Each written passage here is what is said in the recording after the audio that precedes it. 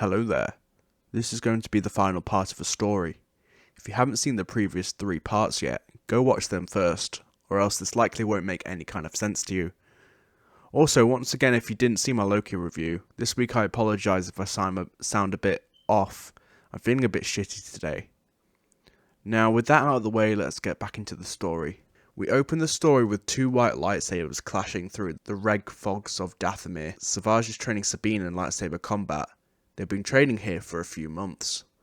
Savage tells her that she's still blocked and she still needs to be more open to the Force. She needs to remember why they're doing this. Sabine frustratingly tells him that she knows. She needs to lead her people to fight Ezra. Savage tells her that a very wise Jedi once told him that as a Jedi it's their job to lead. And that doesn't mean they don't make mistakes. She has, so many others have that came before her. He also tells her that it's time to confront and accept her past and move on for the sake of her future. Sabine takes this in and asks when they'll be going to Mandalore. He analyzes her for a moment and eventually speaks and tells her that her skills are complete. She's mastered saber combat, how to use it alongside her Mandalorian gadgets and skill set, melee combat, being able to listen to the Force and allow it to guide her movements. Only one test still remains, and she won't be held back any longer. Sabine interrupts, telling him she needs to face her family, and Savage tells her she's correct. But until then, there's one more thing. Savage hands her back half of his double-bladed white lightsaber, and Savage pulls out the dark saber. He tells her she now has to win it from him in combat. The two duel, and Savage is relentless against Sabine. He starts jabbing at her past, and Sabine starts standing up for herself when he attacks her for what happened to Mandalore and to Ezra. She comes to accept the past and overcomes her demons, and uses all of her skills together to put Savage in his back foot. She knocks him back with a repulse, then opens her hand, and in a moment of instinct, she's able to force pull the darksaber into her hand. She stands there shocked for a second, and then she ignites it to his throat and tells him to yield. He looks her in the eyes, and he can see her conviction. He yields, and she helps him to his feet. He tells her she's done well, and they leave for Crow'Nest immediately. The Jedi shuttle exits hyperspace above Crow'Nest and it lands in front of Fortress of House Wren. Savage and Sabine approach and are stopped by Tristan and Clan Wren Mandalorians. Sabine raises the darksaber and they stand back in shock. Sabine tells them that they are here to see the Countess, and Tristan leads the way. Sabine and Ursa come face to face and Ursa greets Savage, telling him it's been a long time. As Savage says it's been 17 or 18 years, and he hopes she's well. Ursa asks how she came across the darksaber. Savage details how he killed Maul in combat and claimed it on Dathomir. Then Sabine challenged him and won it from him.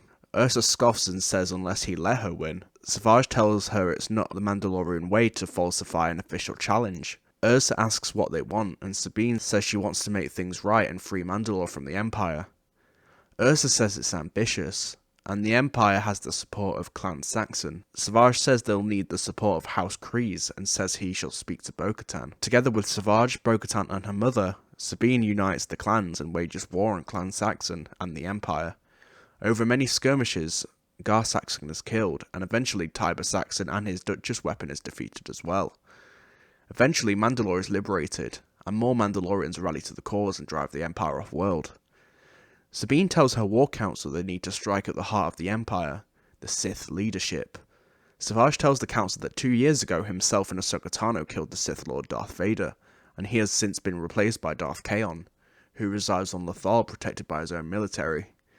Bo-Katan asks about Darth Sidious, and if he's left alive, he'll only replace his apprentice again. Savage tells her he has a plan for that. Sabine tells her Council that they're going to attack Lothal.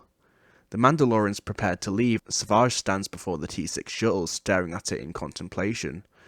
Sabine asks if he's ready to go, and he tells her he's not going with her. He has his own mission, his own demons to face, and his own destiny to fulfill. He asks her that no matter what happens, she will get the ship and Huyang back to Ahsoka, and Sabine agrees. He climbs aboard the small gauntlet fighter and takes off. Sabine leads her fleet into hyperspace in one direction, with Savage going into another. The fleet exits to the planet and races towards the surface. Darth Kael made sure of it that there was no Imperial occupation there, including a defensive fleet. The Mandalorians drop from their fighters and begin landing in the streets and push for the Citadel. Sabine flies down wielding the darksaber. Darth Kaon stands at the window in his throne room and gazes below the battle, until suddenly the window explodes and Sabine dives through and the two stand off. Meanwhile, on Coruscant, Darth Sidious senses a massive disturbance in the Force and gets up to leave, but all of a sudden Palpatine's red guards begin to be choked and pinned against the wall until they die. Savage walks in and snarkily says to Sidious that yes, he knows. He is impressed to see that he survived his injuries. Palpatine tells him that he was a fool to come to Coruscant, because he's come to die. He will not leave alive. Savage says he never intended otherwise, and he ignites his double-bladed white lightsaber only on one end and begins to circle Sidious. Sidious grins and summons his lightsaber and ignites it. The two clash blades. Back on Lothal, Darth Kaon and Sabine battle with each other. Sabine tries to reach out to Ezra, but he resists her. He puts her on her back foot, and she's barely able to keep up. She uses all of her Mandalorian gadgets to stall him and catch him off guard. Some of them work, but he adapts to it. We then for a while see an epic simultaneous duel between Savage and Darth Sidious, and Sabine and Darth Kaon. Savage uses all of his training to keep up with Sidious, but Sidious keeps putting him on his back foot. Savage tries to catch Sidious off guard by suddenly igniting his second blade, but he adapts to it. After a few exchanges, Sidious slashes Savage's lightsaber in half, and he falls into dual wielding. Ezra pushes Sabine back so far he knocks her off the ground, and attempts to strike a killing blow on Sabine, but suddenly a familiar voice shouts to him. He turns to see Ahsoka standing behind him. Ahsoka attempts to reach out to Ezra, asking for forgiveness for losing faith in him, but she's here now, and it's not too late to set things right. Ezra says it is too late. Sabine stands to her feet. Ahsoka tells Ezra that they're his friends and they care.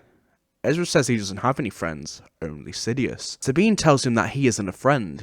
He's warping his mind, manipulating him into suiting his needs. He knew Ezra would be a problem for him when Vader died, and he was solving multiple problems for himself by bringing him into the fold. He was losing. Ezra considers this for a second and processes it. Ahsoka pleads with him one last time, calling him by name. He says that Ezra is dead. There is only Darth Kaon.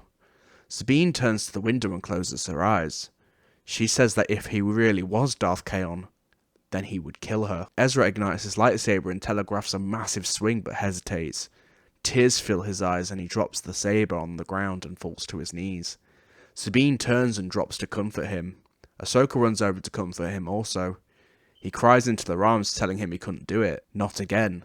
Not after Kanan. Ahsoka reassures him that it's all over now and he'll be okay. Everything is going to be okay. Across the galaxy, Palpatine knocks Savage against the wall and goes to follow up when he senses something terrible in the Force.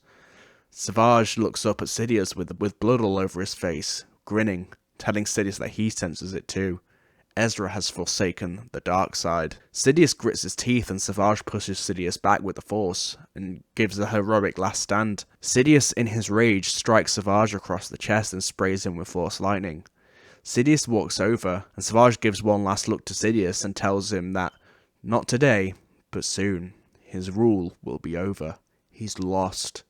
He rolls back in peace and says he dies peacefully in the knowledge that he avenged his brothers, Maul and Ferrell, and his mother, Talzin, and Sidious finishes him with the lightsaber. After a while, Savage's body disappears. The battle ends peacefully on Lothal, and Ezra hands control of the planet and his military, Governor Azadi, and an alliance is drawn up between Lothal and Mandalore, with both of them declaring that they will fight with the rebellion, and that is where this story ends. Thank you very much for following this story along with me, guys. I've enjoyed every second of developing it. It started as basically part one of this series. It was living in my brain for years, and then after finally making it into a reality, the rest of the timeline just kind of flowed naturally.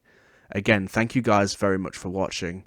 Don't forget to like and subscribe, and just in general watch more of my content to support the channel and help me get monetized. I'll see you guys in the next one. Bye.